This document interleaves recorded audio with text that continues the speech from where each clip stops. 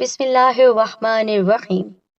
تمام تعریفیں اللہ رب العزت کی بابرکت ذات پر، اور بے شمار درود و سلام ہمارے نبی محمد مصطفیٰ صلی اللہ علیہ وآلہ وسلم، ان کی ازواج مطہرات، ان کی آل اور صحابہ کرام پر۔ السلام علیکم ورحمۃ اللہ وبرکاتہ۔ محترم حاضرین و سامعین، میری پیاری بہنوں، اللہ تعالیٰ کی عزت و جلال کی قسم، وہ اپنے بندوں پر بڑا مہربان ہے، اس لیے اس نے ہمیں رمضان کا مہینہ دیا، اور اس کا تحفہ ہے عید الفطر۔ آپ سب جانتے ہیں عید کے 3 دن ہوتے ہیں، اور تینوں دن ہی بہت ہی بابرکت ہوتے ہیں اور باعث اجر و ثواب بھی، تو کیوں نہ ہم سب فائدہ اٹھائیں۔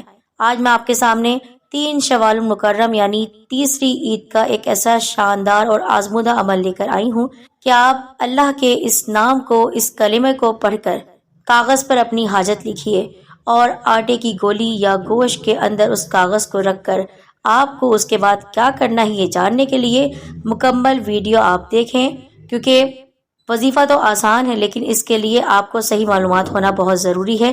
میں گزارش کرتی ہوں دل سے آپ ویڈیو کو لائک اور شیئر کیجیے، اور اس سے پہلے سبسکرائب کر دیں ہمارے چینل سعیدہ دین کارنر کو، بیل آئیکن کو ساتھ دبائیے اور نوٹیفیکیشن پر بھی کلک کر دیجیے گا۔ پیارے ساتھیوں، ماہ شوال المکرم اسلامی سال کا 10واں مہینہ ہے۔ اس مہینے میں عرب لوگ سیر و سیاحت کرنے کے لیے گھروں سے باہر چلے جاتے ہیں، اس لیے اس مہینے کا نام شوال رکھا گیا ہے۔ اس کی پہلی تاریخ کو عید الفطر کہتے ہیں، جس میں اللہ تعالیٰ اپنے بندوں کو بخشش کی خوشخبری سناتا ہے، جیسا کہ حدیث شریف میں آیا ہے کہ جب عید کا دن آتا ہے یعنی عید الفطر کے دن، اللہ تعالیٰ اپنے بندوں سے فرشتوں پر فخر فرماتا ہے، بس فرماتا ہے کہ اس مزدور کی مزدوری کیا ہے جس نے اپنا کام پورا کیا ہو۔ فرشتے عرض کرتے ہیں کہ اے اللہ، اس کی جزا یہ ہے کہ اس کا پورا اجر دیا جائے۔ اللہ تعالیٰ فرماتا ہے کہ اے میرے بندوں اور باندیوں، میرے اس فریضے کو جو ان کے ذمے لازم آتا تھا ادا کر دیا۔ پھر وہ عید گاہ کی طرف نکلے، دعا کے لیے پکار آئی، مجھے اپنی عزت و جلال اور کرم بلند مرتبے کی قسم، میں ان کی دعا کو قبول کروں گا۔ آج جو آپ کو وظیفہ بتانا چاہتی ہوں میں، وہ عید کے تیسرے دن کا ہے۔ انشاءاللہ اس عمل کو کرنے سے آپ کی تمام جائز حاجتیں پوری ہوں گی۔ اس کے علاوہ اگر آپ قرض دار ہیں تو قرضہ بھی اتر جائے گا۔ عمل بتانے سے پہلے میں گزارش کرنا چاہتی ہوں کہ آپ کمنٹ باکس میں اپنا سلام لکھ کر دعا میں شامل ہو سکتے ہیں۔ اس عمل کو کرنے سے پہلے آپ باوضو ہو جائیے۔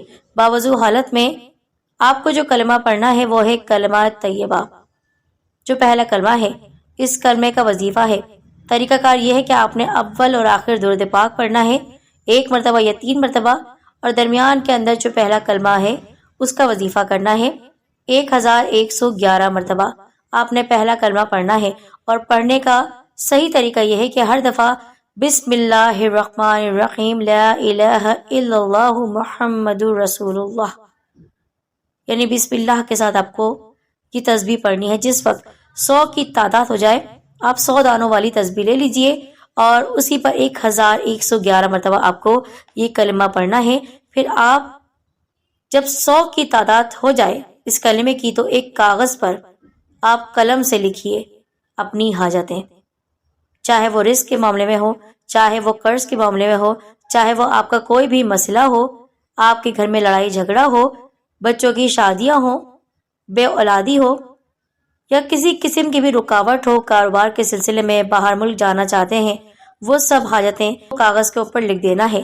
پھر آپ جب 100 کے بعد پھر سے یہ کلمے کا وظیفہ شروع کریں گے، 200 کی تعداد میں پہنچیں گے، پھر آپ کی جو خواہش ہے، جو حاجت ہے، وہ آپ نے کاغذ پر لکھ دینی ہے۔ اس طرح 1100 کی تعداد تک پہنچتے پہنچتے آپ نے ہر 100 کے بعد اپنی ایک حاجت کاغذ پر لکھ کر یہ وظیفہ بند کر دینا ہے۔